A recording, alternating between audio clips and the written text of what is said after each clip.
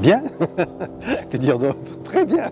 Non, non, c'est super. Oui, oui, je crois parce qu'on a fait une conférence de presse en février, je crois, déjà.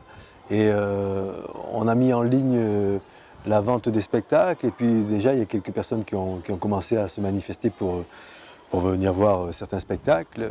Non, non, ça s'annonce bien. Je suis assez content parce que voilà, on a fait une programmation assez éclectique avec. Je pense qu'il y en a avec des gens, des spectacles de très grande qualité et des gens très différents les uns des autres. Voilà. Donc je suis assez heureux de cette programmation, mais on peut en parler en détail si vous le voulez.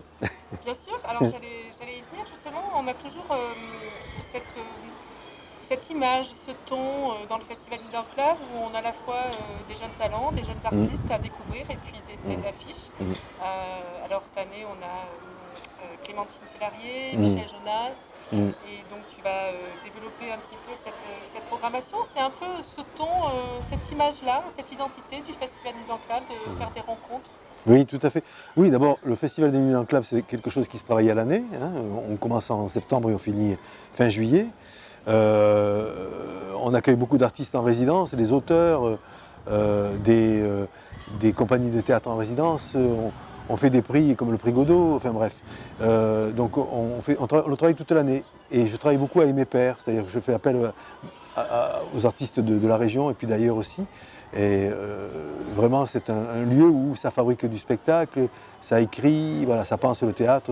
Et ça le rend bien à la population, puisque les artistes qui traversent ce festival rencontrent le public, que ce soit scolaire ou tout public, des personnes qui sont dans les associations comme Coup de Pouce ou les Pas de Beau Soleil, enfin bref, on travaille avec la population du territoire.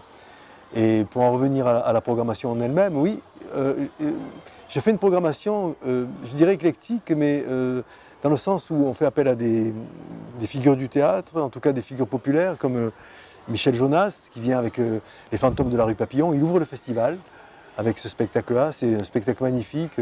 Il y a quelqu'un qui m'a rencontré l'autre jour dans Valréas, qui m'a dit: oh, je suis monté à Paris, je suis allé voir le spectacle. Ah, c'est formidable, c'est bien qu'on ait ça à Valréas. Je dis: mais oui, c'est le deuxième festival de théâtre en Vaucluse, donc il faut qu'on l'honore de grands spectacles et de beaux spectacles. Donc il y a Michel Jonas. Comme tu disais, il y a aussi Clémentine Sélarié qui vient avec Darius, un spectacle pour lequel bon, voilà, elle a été nommée aux Molières. Elle finit sa tournée à Valréas. Ce sera la 200e par là. Et ce sera la dernière de ce spectacle. Après, ce ne sera plus jamais joué, avec elle en tout cas. Clémentine Sélarié. Mais oui, effectivement, on reçoit aussi des jeunes talents, des comédiens qu'on a pu déjà voir au festival avec Roméo et Juliette l'an dernier, avec Le songe d'une nuit d'été. C'est les mêmes comédiens qui reviennent avec un Poutos, une pièce sur l'argent, c'est d'actualité, mais qui a été écrite il y a 2500 ans par Aristophane. Donc c'est très drôle, ça se joue à Grillon, sur une belle place, la place à Grillon qui est magnifique.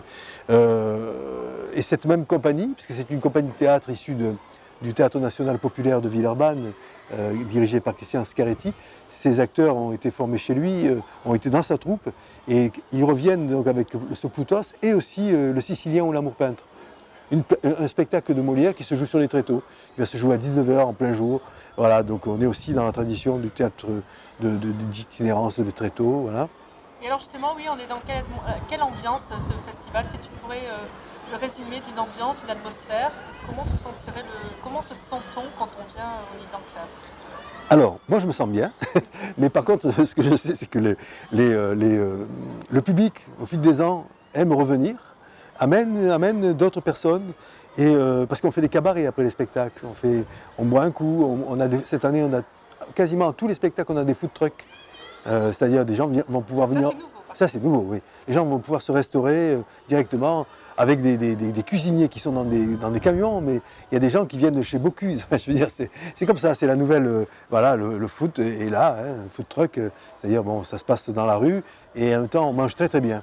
Donc, voilà, on a cette ambiance extrêmement conviviale, populaire, de partage, de lien. Voilà, moi, c'est ma vie, ça, partager la culture et l'art théâtral de façon assez simple et avec de la qualité, de la très grande qualité.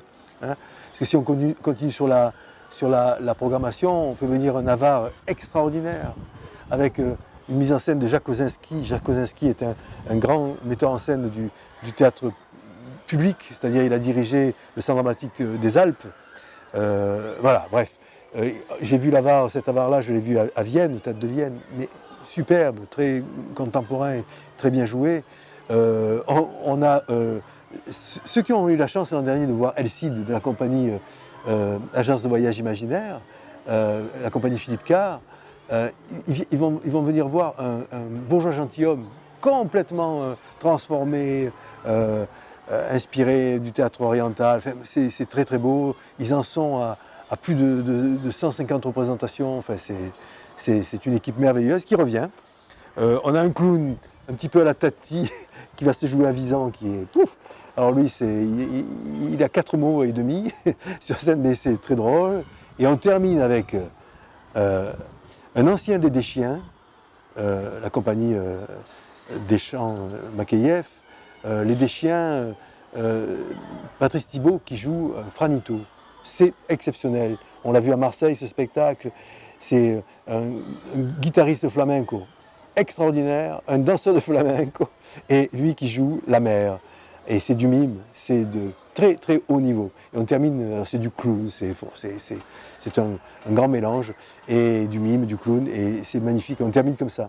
Et on a aussi cette année la compagnie Kit avec Alain Ubaldi qui a toute l'année été en résidence, et qui va travailler avec des amateurs de Valréas pour créer une visite guidée à l'intérieur de la ville de Valréas sur des lieux historiques.